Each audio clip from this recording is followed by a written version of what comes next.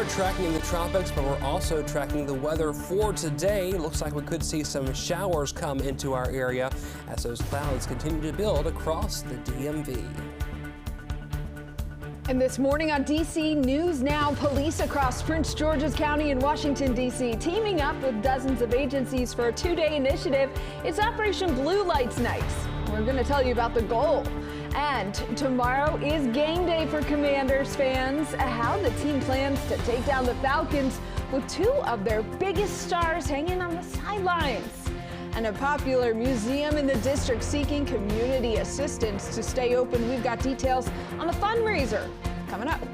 You're watching the station covering all of the DMV. This is DC News Now. Good Saturday morning, everyone. Thank you so much for joining us on DC News Now. I'm Haley Mylon. Let's take a live look outside right now. 7 o'clock is your time. There's the Washington Monument on the left side of your screen. It's looking a little hazy, a little dreary out there. Derek Bowen getting us set with our first weekend forecast of fall.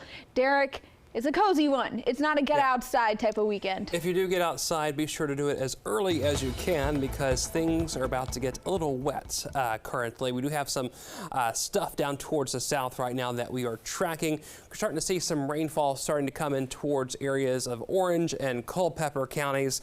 That is moving in and across the Commonwealth. Eventually, this will come closer to the nation's capital as we head closer to the 11 to 12 o'clock time range. Getting right in time for lunch.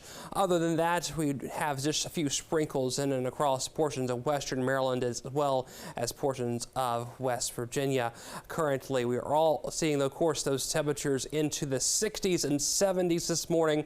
Looking at a temperature of 71 for DC as well as Annapolis. We're looking at 68 in Fredericksburg this AM, 63 for Hagerstown as well as Westminster. We're looking at a temperature of around 65 in Woodstock, Virginia. Looking over the next couple of hours, looking at a high temperature of 75 today, cooling back down into the 60s overnight.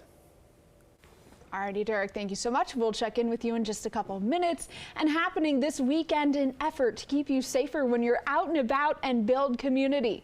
Flooding police across crime hotspots in Prince George's County and D.C. But our Yamari Sase reports it's not necessarily about making arrests.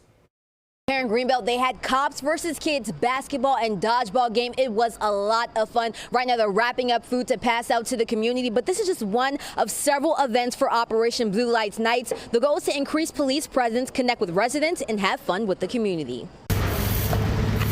From cleaning up the community to kids playing basketball against local police, Operation Blue Lights Nights is in full effect throughout Prince George's County and D.C. I love for the police officers to play with the kids. We know that not only we are trying to make it a safer place and a better place, but they are also doing their jobs as well to protect us and make it a safer place too. Police officers out in the community lending a helping hand. In Northeast D.C., MPD spending time cleaning up a neighborhood. Trash is a major concern. We want to improve the identity in this community. It's a lot of trash, and it felt good to just come out here and kind of make things look a little nicer for everybody. And Greenbelt police officers bringing back their annual basketball and dodgeball game with the kids. We work hand in hand with the schools. We work hand in hand with our friends here at the rec center, and we maintain a great relationship, so it makes it a little bit easier. Every year we win, but we try to have fun. That's all that matters. Operation Blue Light Nights is a chance for police to hear from residents, make their presence known through increasing patrols, and also have fun. So when we're out in the community and they see us, they can go, hey, we played against you in basketball. But that also translates to them coming up to us, telling us about things that may be going on to keep them safe. And most importantly, build trust. I think it's a slow process, but I think it can. This is a great start. I want them to keep doing this because it's fun for the community to come out and play with everybody. Well, Operation Blue Lights Nights will continue tomorrow. To find an event near you can definitely visit our website, dcnewsnow.com. For now, reporting in Greenbelt, Maryland, I'm Yamari Sase, DC News Now. Yamari, thank you so much for that reporting. Good stuff will come of it, surely. Well, American Airlines says it will fight the new lawsuit just filed by the family of a victim who died in a deadly midair collision over the Potomac River earlier this year. The airline denies allegations that it failed to address known safety issues and says it has a strong track record of putting protections in place. Earlier this week, the family of Casey Crafton filed the first lawsuit against the airline and the federal government stemming from the crash, with other families set to join in. When the plane and Army helicopter crashed in January, they killed all 67 people on board. Developing now in the district, this is horrible. First responders rescuing a woman whose arm was trapped in a freight elevator door. It was near Meridian Hill Park in Northwest. They say she was rushed to the hospital. She's in critical condition, fighting for her life right now. This is a developing story. We're staying on top of the latest for you, both on air and on DCNewsNow.com.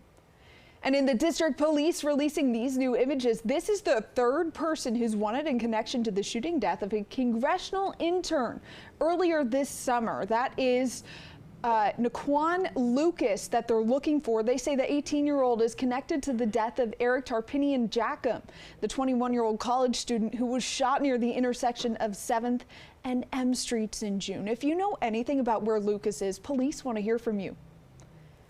The Jimmy Kimmel blackout on the airwaves is over. Our parent company Nexstar joining Sinclair to announce that all ABC stations will be airing the late night show. In a statement, Nexstar writing in part, it's had discussions with executives at Walt Disney and appreciate their constructive approach to addressing our concern. While Sinclair says its decision was guided by thoughtful feedback from viewers, advertisers, and community leaders. Now, Kimmel's show was pulled last week following comments he made about the suspect accused of killing conservative activist Charlie Kirk and a response President Trump had to Kirk's death. Now, following the murder of Kirk and a Minnesota lawmaker, violence is at the forefront of political conversations nationwide, including in Prince George's County. There was actually a meeting for local leaders to emphasize the importance of being part of the community while also keeping themselves and their families safe. We are in public every day. We want to be in public every day. We want to be accessible to our constituents, but we don't want to put our families, ourselves, or our staffs at risk. We have to be able to represent our people. We have to be able to represent our interests. We have to be able to have political discourse without fearing for our lives. Now, out of caution, those officials didn't reveal specific safety tips that they reviewed there. Developing now in Northern Virginia, allegations against the Commonwealth's attorney for Fairfax County. That's Steve Descano. Republican Attorney General Jason Miyares releasing a 34-page report accusing Descano, who's a Democrat, of a pattern of misconduct. And he says he violated victims' rights with improper plea agreements. The Commonwealth's Attorney General is now turning over the report to the Department of Justice for further investigation. Descano has held the elected position since 2019, and in a statement he writes, quote, "This is a sad last-ditch political stunt. If the AG doesn't like how we do things here, he's welcome to run for Commonwealth's attorney." Republican Governor Glenn Youngkin is also weighing in on these allegations, posting on social media that Descano should face a recall effort where voters can try and remove him from office. And calls to send home National Guard troops in the district are growing. Free DC and activists from states with troops that have troops here want them gone. There are still 1,200 troops from Mississippi, Louisiana, Ohio, South Carolina, South Dakota, Georgia, and West Virginia. That in addition to 900 guardsmen from D.C. The protesters are urging their governors to call them back home, saying it's a waste of money for them to be here. Free D.C. advocates say the National Guard poses a safety risk to communities. Deploying the Guard is an attempt to intimidate us so that they normalize the presence of the military so that they can prevent a transfer of power. As a former Guard member myself, I would be devastated to know that I'm being pulled away from my family and my life to work as a political pawn in this unjust occupation. The Joint Task Force for the Guard effort says that the current mission is actually mostly beautification, and 2,100 troops have so far cleared 1,000 bags of trash, pruned 195 trees, and packaged up 6,000 pounds of food.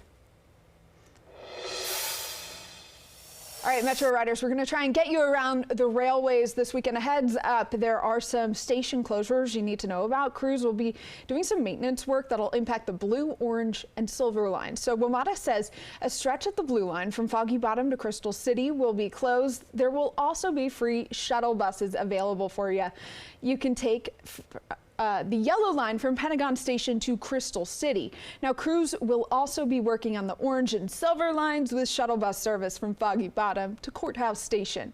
But riders say having to hop on those buses defeats the convenience of taking the trains in the first place.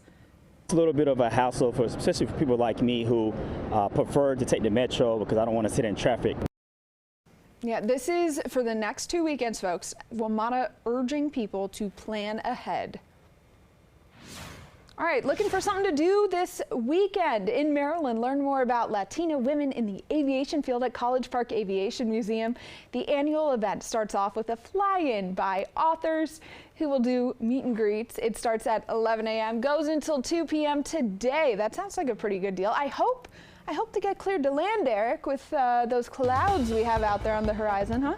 Lots of clouds indeed across the region currently. We do have some rainfall finally entering into the region as well, into the southern portions of the area, that is. Over the past 7 days, we've had a good little bit of rainfall, nice soaking rainfalls as we've had over the past 7. We're looking at, of course, anywhere from about a quarter up to a half inch of rain. Some areas have seen up to an inch, if not a little bit more, depending on where you are into the region. We do have, of course, that drought that is very stout at the current moment, starting to get more and more moderate to severe across the entire area, with some locations in the extreme risk zone. That's across portions of West Virginia, and that's going to continue to keep on growing unless we see a good bit of rainfall here over the next several weeks and days ahead. Looking at, of course, today, we can expect that rainfall to come here into Washington closer to the lunchtime hour.